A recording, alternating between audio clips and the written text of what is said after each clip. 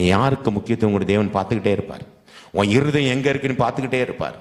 நீ எது மேல நம்பிக்கை வைத்திருன்னு பார்த்துட்டு இருப்பார். மனுஷன் மேல நம்பிக்கை வைத்திருக்கிறியா?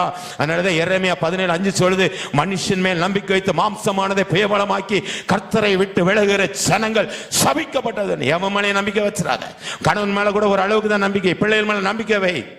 நான் ஒரு சபையில மெசேஜ் கொடுத்துட்டு, தாம்பரம் சிஎஸ்சியில் மெசேஜ் கொடுத்துட்டு இறங்க தகப்பனார் வேதனையோடு வந்தார், அழுதுகிட்டே வந்தார். என்ன சொன்னார் தெரியுமா?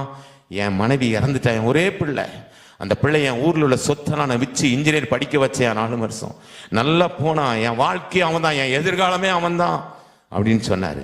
அவன் என்ன பண்ணான்னு தெரியுமா? ஒரே வருஷத்தில் ஒரு பிள்ளையை லவ் பண்ணான், கூட்டிகிட்டு ஓடிட்டான். எங்கே இருக்கான்னு தெரியல. தகப்பனுடைய இருதயம் அப்படியே அழுத மாதிரி என்கிட்ட வந்தார்.